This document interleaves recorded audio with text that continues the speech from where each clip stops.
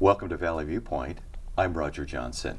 My guests are Andrew McChesney and his mother, Maria, and we're talking about being a professional writer and the influences that mother had on her son. So welcome to Valley Viewpoint. Thank you. And I'll just start out with what I was highlighting. Why did he become a writer? Do you understand this as a mother? I do. I understand because I know that God is the only one that could have done this for Andy. I remember when he was just in elementary school, first grade, second grade, mainly second grade, and he didn't like to finish his work. He had so many other things he wanted to do.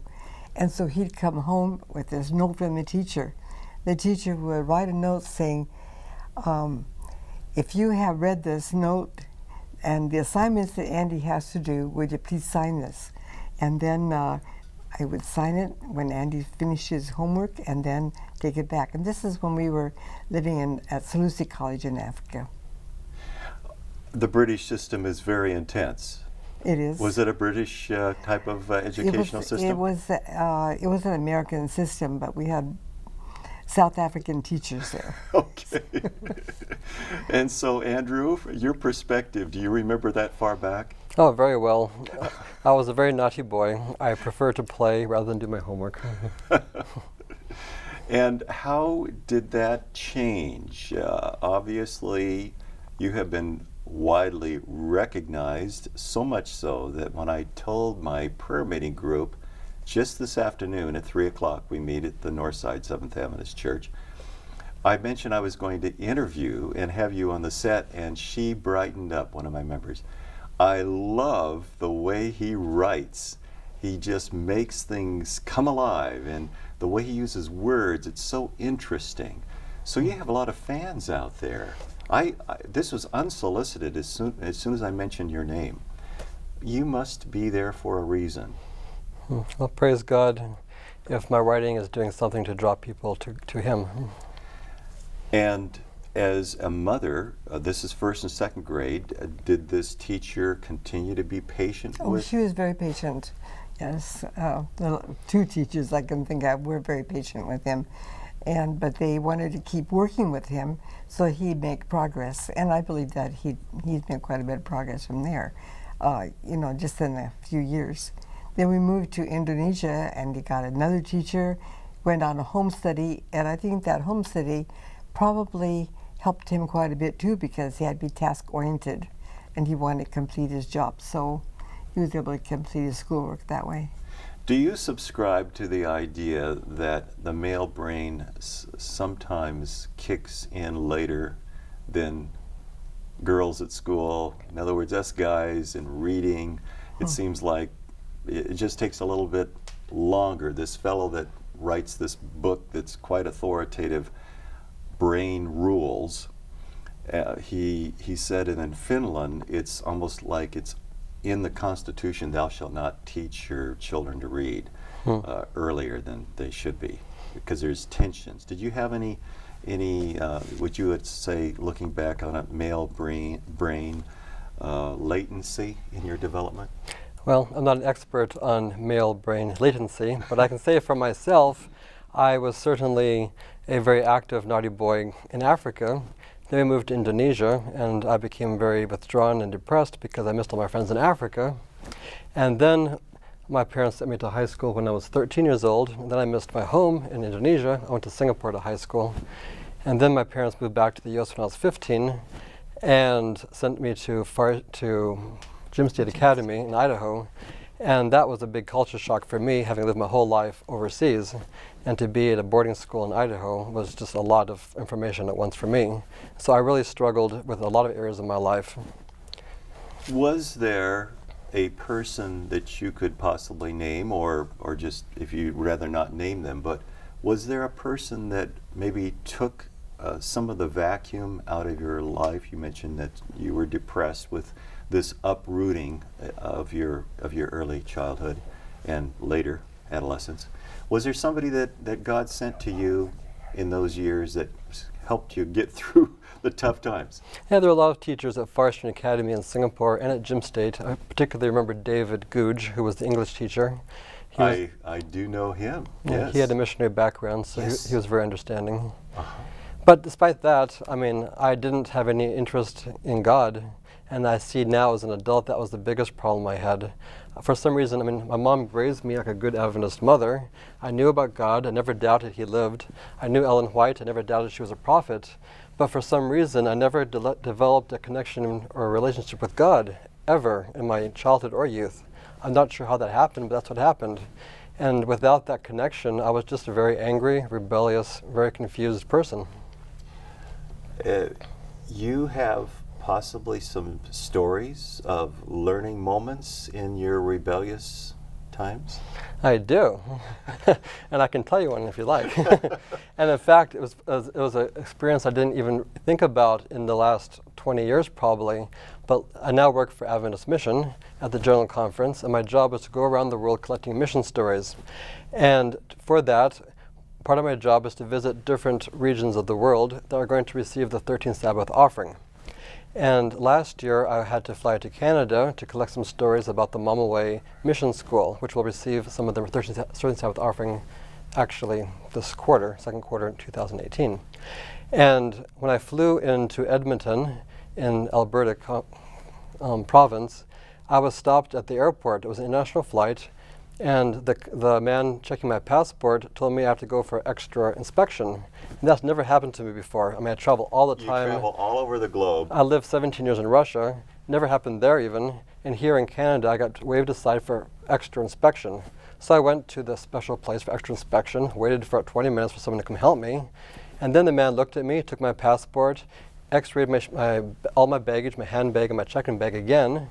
And then he went through them all by hand, looking at every single item. And I thought, what's going on here? What have I done? And then he took my passport and looked at the computer screen for the longest time. And finally he said to me, can you please tell me what happened in 1992? And then I knew what the problem was. In 1992, I was a student at Walla Walla College, and I stole an airplane and flew to Canada. And this is why he had stopped me. You truly, that's just not figuratively, you stole an airplane. Did I hear that right? You heard that right. I'm actually very ashamed about that now. So, like I said, I was a very angry, rebellious, disobedient person. So when I finished going to high school at Jim State, I graduated and came to Walla Walla. I enrolled for a year. I tried to study, but like I said, I was very angry, very disobedient, very rebellious. And I basically flunked out after a year, but I still had money left on my account for my flying classes that I was taking. So I continued to fly a bit until the money was running out. And one day when I was flying that plane, I thought to myself, you know, my life is really bad. I don't like how things are going in my life. I really don't like anything in my life. Like I said, I was living a very ungodly life. And as I was flying, I thought, well, maybe I should have a new life. So my first thought was, well, maybe I should just crash the plane. What's the point of living? And then I thought about that. I looked around where I could crash the plane. And then I thought, you know, that would be a terrible thing to do to my mother. I just couldn't imagine how she would feel. No how we she would had you feel here on the set. if she found out that I crashed. So I thought, well, I don't want her to go through that. So instead, I'll just run away. So I thought I would fly maybe to Seattle. And I began to fly and fly and fly. And, you know, 1 hour passed, 2 hours passed, 3 hours passed, 4 hours passed, and the needle in that gas tank was going down, down, down. And I thought to myself, I better land this plane or it will crash. And I got rather disoriented in the clouds as I was flying. So I brought the plane down below the clouds. I looked around, and I had absolutely no idea where I was. All I could see were mountains and rivers, and no flat place to land a plane. And I thought, well, I might have to land in a clearing somewhere. So I looked around for a clearing, and just at that moment, I saw a very small runway of some private airstrip. And I thought, this is perfect. So I landed the plane, probably on the last bit of fuel in the aircraft, and I looked around and I thought, where am I? I had no idea. How do I find out? There's nobody here. And no one to greet me. Which might be a good thing. And because today there'll probably be somebody greeting me very quickly. Yeah. Anyway, so on the border, yeah, unidentified. And on the airstrip, there was a hangar, and by the hangar there was a payphone. And I thought, perfect, I'll call the operator and ask where I'm at. That's a free call. I had $5 in my pocket. So I went to the payphone, dialed 0, and this woman answered with a British accent. And I thought, that's really strange. So I said to her, can you please tell me where I'm at? She was really shocked, saying, you don't know where you're at? How's that possible? I said, it's possible, believe me. Where am I? She said, you're in British Columbia, in a place called Trail. So then I knew that I had left the U.S. and somehow managed to fly to Canada to start a new life.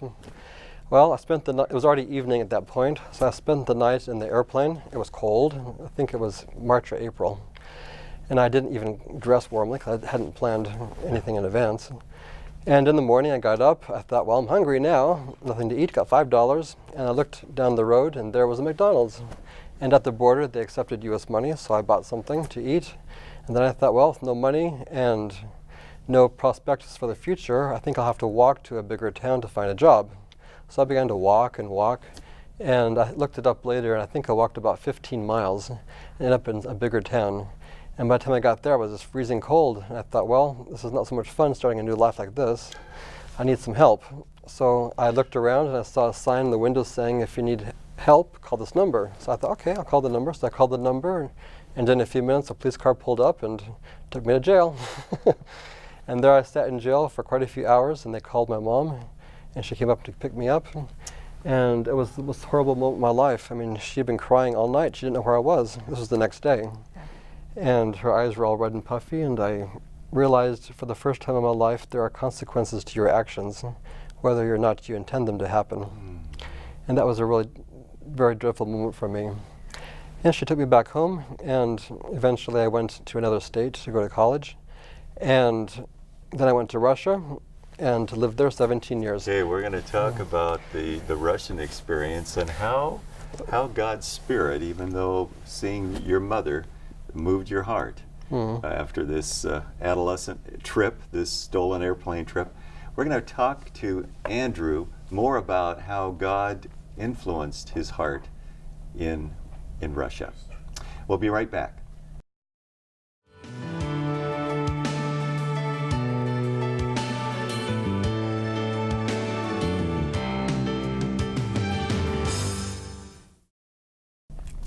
I'm interviewing Andrew McChesney and his mother, Maria, and we're talking about his stolen airplane trip to Canada and the residual effects of this found out recently in Canada. They still have memory of this event. The rest of the story, Andrew? Yeah, so basically, when I was in Russia, I for the first time gave my heart to God. And after I did that, I began to pray about my unforgiven sins for God to remind me. And among those, I remembered the airplane. So I wrote to Walla Walla University, and I asked them, how much do I owe you for having to pick up the plane and look for me? And they told me how much I owed them with interest, and I reimbursed them. And I asked for their forgiveness. I asked my mom for forgiveness, I asked my dad for forgiveness, and they all forgave me. But apparently Canada doesn't forget. And so when I arrived in Canada, they remembered that in their system. So the customs officer asked me what had happened in 1992. So I said to him, I did a really foolish thing. I was a young, rebellious, disobedient young man. I took an airplane, ran away from home, and ended up in Canada. He said, what happened to you in Canada? Did they charge you? I said, praise God, they didn't charge me. They released me to my mom. Walla didn't charge me either. There were no charges whatsoever. They understood I was a messed up young man. And so the man in Canada said, fine, then we'll let you go. So I said to him, this is my first time in Canada since that incident. So I said to him, you know, I have to come back to Canada in a few months for camp meeting. Will I get stopped again? He said, probably you will. Once you're in our system, you're always in our system. But I'll make a note here that we let you go this time, so hopefully it'll be easier next time. Oh. And sure enough, they stopped me again. I went through the whole thing all over again the next time I went to Canada. So I guess my big lesson there, which I'll never forget for sure now, is that there are consequences for your actions. You know, it says in the Bible that if you sow to the flesh, you reap really bad things. And I was sowing to the flesh as a young man, and I'm still reaping those consequences even though I give my heart to Christ. So therefore, from now on, I really want to sow to the Spirit so that I can Sow reap to the Spirit. good things. And yes, you're basically quoting, I believe, a passage that the Apostle Paul wrote in Galatians 6 about whatever you sow, you will also reap. That sort of principle. But we thank the Lord of His invasion of this earth to remake us and use us in spite of our history. And this is dramatic. And what I'm hearing from you, Andrew, is that you have a special way of writing about people and changed lives that were once rebellious and now they're transformed. And this story that you just shared with us gives me that input why you have such a powerful pen in writing those change stories. For example, the first one in this quarterly, this is the book of Acts, the new quarterly for the Seventh-day Adventist Church, an international document, and translated in all sorts of languages.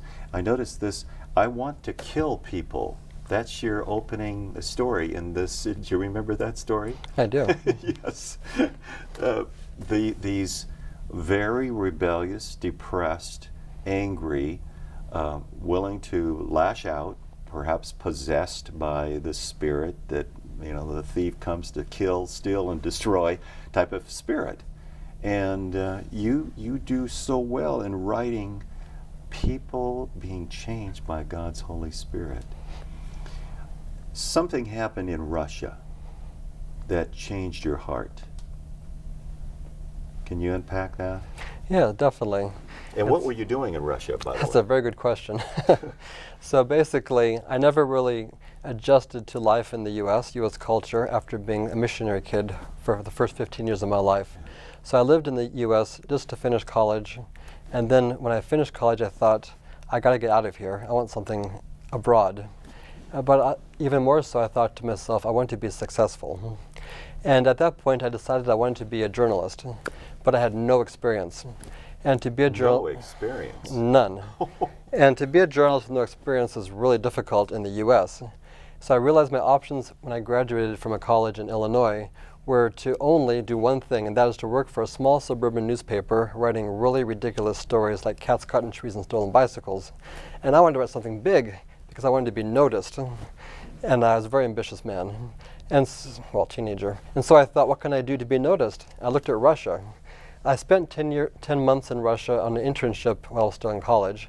And at the time, I noticed there was an English language newspaper in Moscow that was a daily newspaper that was employing a lot of people with very little experience from the U.S., but they were able to write there about big stories. At the time, Boris Yeltsin was in the hospital, so they were writing about that.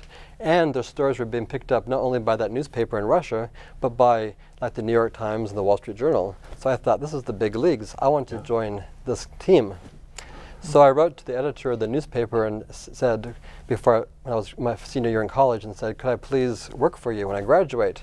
He was very kind. He wrote back to me and said, how's your Russian? I was like, How's your Russian? None. I have no language skills at all. He didn't reply to me. But I wasn't at all discouraged. I thought, no problem. I'll just go over there and find a job somehow. So I bought a one-way plane ticket from the U.S. to Moscow. I bought a one-year visa, which you could do back then, a one-year business visa. And I had $700 left in my pocket for rent. And my mom was quite worried. She said, what's going to happen to you? You don't have a job. I said, don't worry, Mom. I'll sleep in the subway if I have to. I will get a job. I will go. So I went. Yeah. And I went without God. Up to that point, I'd gone to church almost every Sabbath, but I had, like I said to you before, I had no relationship with Christ at all. I thought, why should I waste my time doing something I don't even believe? I mean, I believe He's there, but why does He matter to me? I can just work hard and succeed. My parents really taught me the value of hard work since I was very young. I always thought hard work was important, and I thought it was all you needed to succeed, actually, even though they taught me about Jesus too. So I went to Russia thinking, work hard, we'll succeed. And somehow I managed to land an entry-level job at that very newspaper I wanted to be at within 1 month of arriving. They were hiring locally a copy editor who needed no Russian language skills, and I got that. And my thought was, that's my first job after college. I want to be here for a few years to be a stable employee, and then I'll look somewhere else if I don't keep rising up the ladder. But I worked really, really hard, and after 4 years, I was the #2 editor at the newspaper.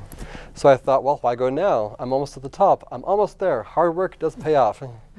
I'll just wait until I get to be editor-in-chief. So I waited a year, 2 years, 3 years, 4 years, 5 years, and I thought, what's going on here? No editor-in-chief had lasted that paper longer than 3 years. I couldn't understand. I was working hard, I was being patient, I thought I was doing a good job, and I wasn't the editor-in-chief. Well, after 5 years as the #2, my life began to get really, really bad.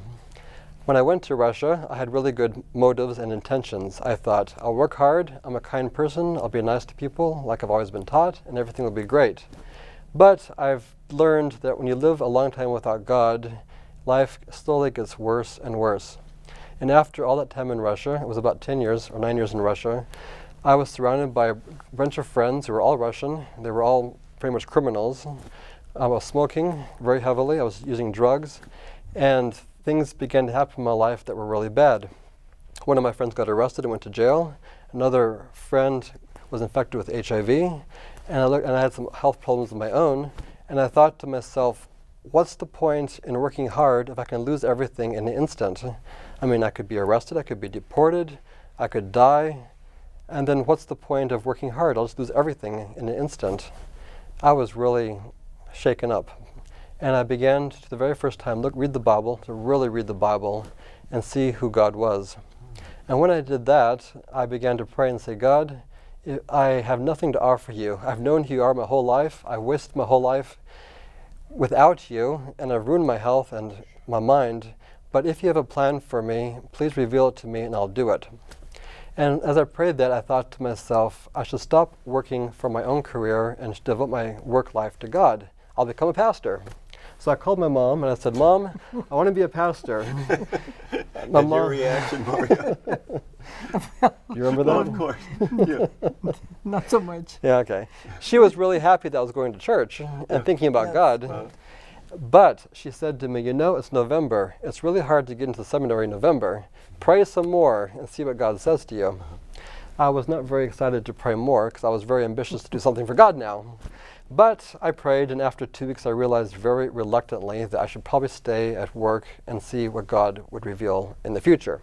So I did. I waited and prayed and kept reading the Bible and started going to church. And you wouldn't believe it. 2 months passed after I gave my heart to Christ, and my boss called me into her office and she said, you know, Andy, our editor-in-chief is leaving. You will be the next editor-in-chief. Can you imagine? Oh. 2 months. So only after I gave my heart to God did I get what I really wanted. And you know something? I didn't want it anymore when I got it. Oh. My values had changed completely. Yeah. But I did the job for 8 years.